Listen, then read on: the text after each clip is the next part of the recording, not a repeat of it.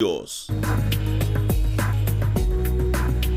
8 de la noche con 20 minutos. Continuamos en esta transmisión extraordinaria de RPP Noticias en sus plataformas de radio, televisión y web. Y vamos con lo anunciado. Estamos ya conectados con el ministro de Educación, Martín Benavides, para hablar de las clases a distancia, cómo se está evaluando el inicio de las clases. La situación de la educación es ciertamente algo sensible. Y también las dudas que tenga nuestro público, que supongo son múltiples, las pueden hacer a través del 212-4100, 212-7165. Ministro Benavides, buenas noches.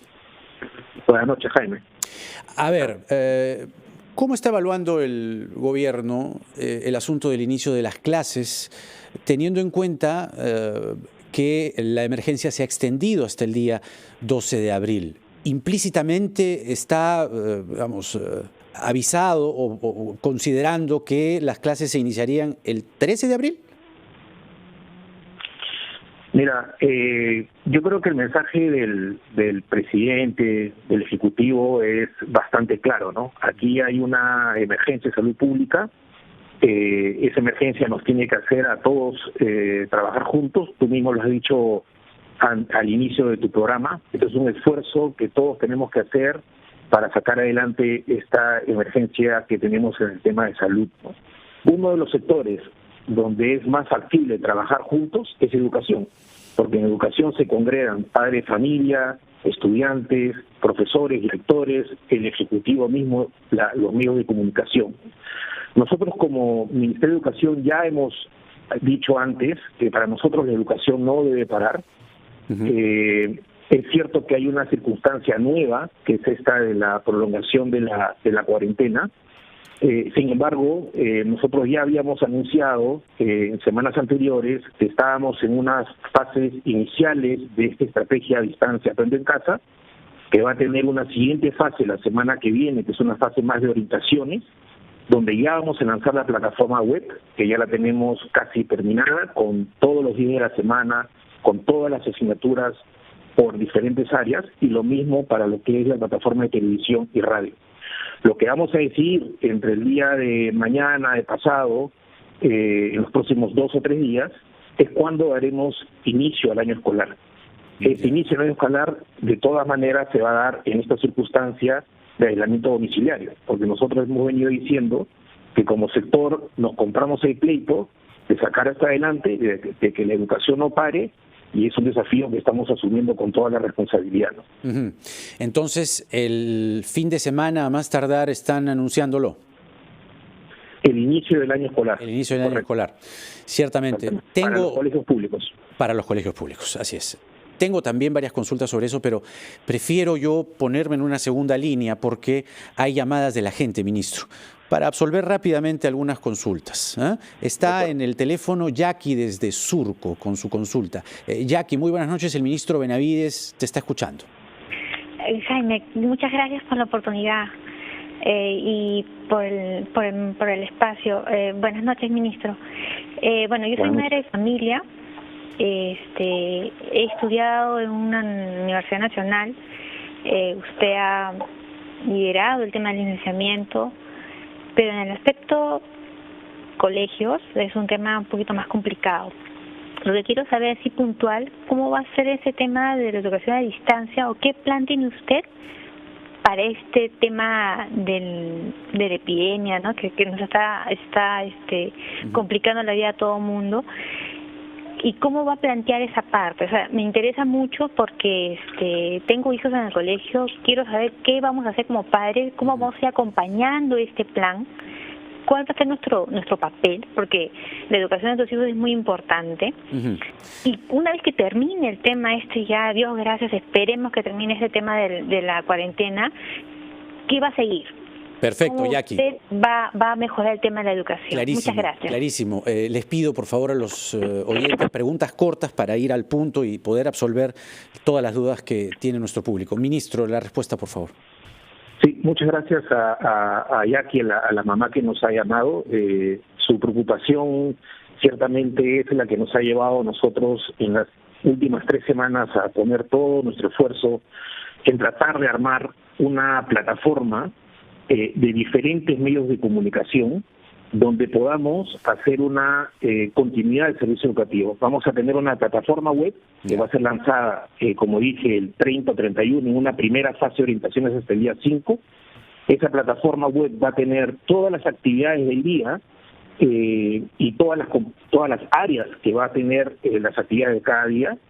Va a estar conectada también a la radio y a la televisión, porque hay que recordar que la penetración del Internet en nuestro país es lamentablemente aún muy baja en comparación a otros países de la región, donde el Internet llega al 80% de los hogares. Nosotros estamos en una cifra la mitad de eso, ¿no? Es decir, crear contenidos que se emitan por, supongo yo, Radio Nacional y por TV Perú. Exactamente. En principio hemos hecho una alianza con Radio Nacional y TV Perú.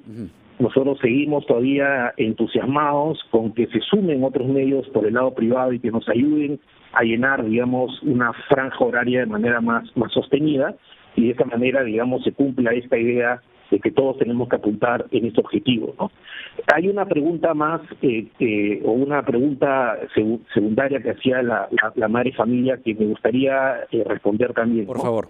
Es bien importante saber que no estamos aquí tratando de decir que el colegio se tiene que trasladar al hogar, ¿no? ¿Eso qué quiere decir? Que si en el colegio tengo 7 horas de actividades cotidianas, presenciales con el profesor, lo mismo no va a ocurrir a través del Internet ni a través de la televisión y la radio, que tiene su propio ritmo de comunicación.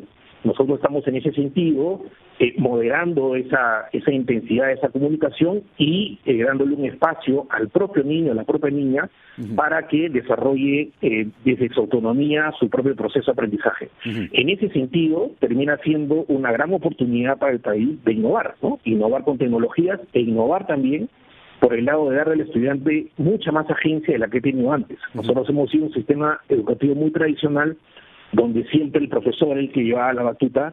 Ahora la pelota está un poco más en la cancha de los estudiantes, niños o adolescentes. En inicial es ciertamente otro tema, ahí hay mucho más acompañamiento, pero en primaria y secundaria podemos ya empezar a hacer esa transformación de darle mucha más agencia a los estudiantes, niños y adolescentes, que por otra parte ya tienen experiencias de aprendizaje con medios de comunicación tipo la Internet, tipo el celular o la televisión. Es verdad, tenemos que continuar. El ministro de Educación, Martín Benavides, está con nosotros. Gracias, ministro, por la espera. Estábamos absolviendo las dudas de nuestro público y tenemos una más a continuación, el inicio de las clases virtuales, por Internet, por radio y por televisión públicas. Está a esta hora, ministro Roberto desde Chincha con su consulta. Roberto, el ministro te está escuchando. Muchas gracias, mi estimado Jaime Chincha, muchas gracias. Los saluda desde Chincha Roberto Berry Torres, profesor chinchano, cesante y jubilado. Mi protesta con el respeto del caso: ¿cómo es posible? A todo el mundo se está ayudando, menos al profesor jubilado que tenemos 60, 70 años y que somos pocos porque ya nos hemos muerto la mayor parte. Pido, por favor, así como están ayudando a todos y que muy bien se haga, también a nosotros nos hagan llegar un bono.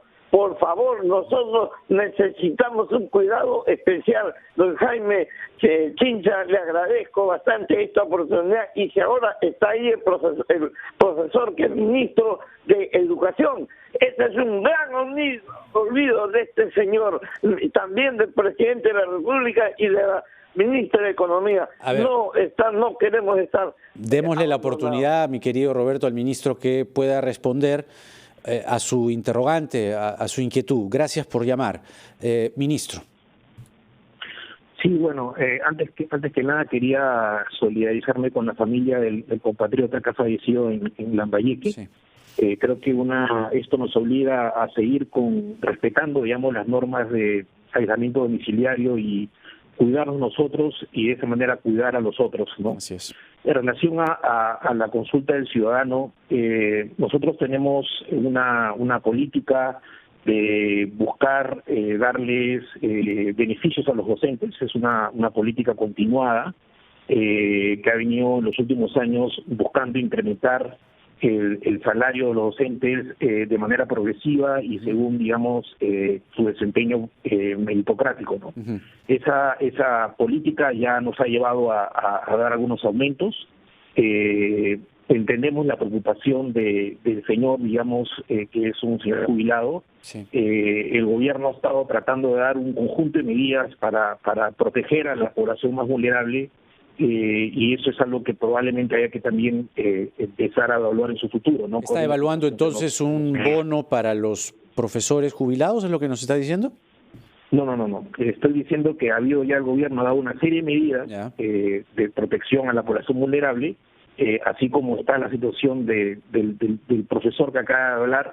Hay un conjunto de otras necesidades sociales y hay que ver, digamos, cómo se atienden ellas de manera, digamos, que pueda hacerse una actuación. En concreto están evaluando alguna atención para ellos. ¿Perdón? Están evaluando, medidas sobre este sector. Se evalúan todas las situaciones de toda la población, ¿no? El gobierno ha ido progresivamente sacando algunas medidas, ya ha habido anuncios en los últimos días.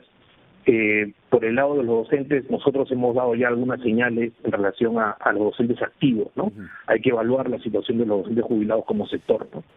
Eniester nos llama desde Chiclayo con su pregunta. Les pido, por favor, ser concretos y al punto. Están entrando muchas llamadas, Eniester. Adelante, el ministro te está escuchando.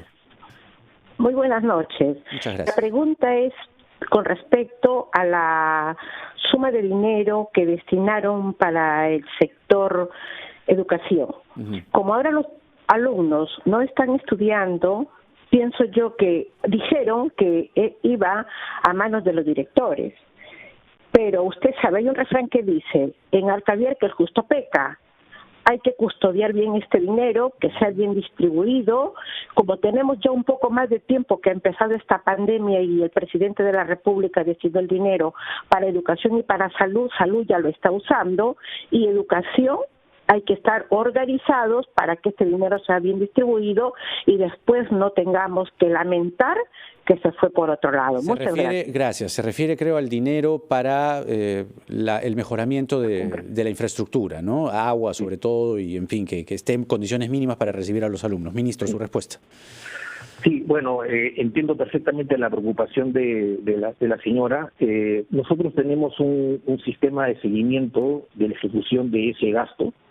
Lamentablemente esta situación efectivamente nos cogió de imprevisto y no se ha podido, digamos, ejecutar el dinero que ya está en las cuentas de los directores, ¿no? Porque una de las medidas que nosotros hicimos para que esto se ejecute de manera más rápida y no se quede, digamos, el dinero en, digamos, gobierno regional, UGEL, sino que vaya directamente a las cuentas de los directores. Eso se hizo, sacamos esa norma, pero vino la situación del cierre de las escuelas. Y lo que hemos definido es que estamos bloqueando las cuentas para que mientras que dure la epidemia no se movilice eso, y mientras que cuando nos estén faltando pocos días para el levantamiento del aislamiento social, levantar las cuentas para rápidamente pasar a comprar los kits necesarios para los colegios, ¿no? O sea, recién se podría mejorar la infraestructura de los colegios una vez que se levante la emergencia. Los kits, ese monto que nos dieron de 165 millones de soles era para habilitar los colegios con los kits de higiene, ¿no? Kits de higiene, ya. Claro, lo que es el mantenimiento regular ya se había venido ejecutando. Nosotros estábamos ya preparados para un inicio del año escolar de manera tradicional. Ese dinero ya estaba ejecutado. El dinero de lo que ha sido el año anterior, que se dio el año anterior a través de los decretos de urgencia. Pero este último esfuerzo del Estado lo tenemos todavía custodiado para que una vez que estemos próximos a terminar la situación de aislamiento social podamos ejecutarlo rápidamente. Nos llama con una consulta el ministro de Educación, Iván desde el Callao. Iván, el ministro Benavides te está escuchando. Hola Jaime, buenas noches. Buenas noches, señor ministro. Yo tengo una consulta. Yo quisiera saber cómo vamos a hacer con las clases a distancia, ya que algunas personas no cuentan con internet, menos con luz y muchísimo menos con una computadora en casa, ya que la educación yo tengo dos niñas, una que pasa a primer grado y hasta sexto grado, ya que las enseñanzas son muy distintas. Esa es mi consulta. Muy bien, muchas gracias, Iván. Ministro. Sí, entendemos perfectamente la preocupación del ciudadano, del compatriota. Nosotros, justamente por esa razón, no hemos únicamente pensado en diseñar esta estrategia a través del Internet, sino también estamos haciendo un esfuerzo muy grande de poder emitir, digamos, los contenidos a través de la radio y la televisión, ¿no? El ciudadano accede a la radio, está en comunicación con nosotros en este momento, también a los medios de comunicación televisivos, y en ese sentido acá hay una oportunidad de poder hacerle llegar los contenidos a sus hijos a través de esos medios de comunicación también. Muy bien, ministro. Tenemos una consulta más de Huaraz. Miguel, adelante, el ministro te está escuchando. Bien, buenas noches, señor ministro. Buenas noches por esta oportunidad, gracias. Miguel Bravo Díaz, de Huaraz, Ancash. La preocupación es a nivel de los institutos superiores tecnológicos y pedagógicos a nivel nacional. ¿Hay alguna alternativa que está dando en esta circunstancia también tan difícil? Porque solamente las medidas es a nivel de educación básica regular. A nivel de educación técnica, CEPROS, institutos, ¿cuál es la alternativa que está planificando el Ministerio? Gracias, ¿eh? Gracias, Miguel. Ministro. Sí, nosotros en relación a lo que es la educación superior pública en general, estamos haciendo un diagnóstico de la situación en la que están para poder enfrentar una situación de inicio de las clases a distancia, ¿no?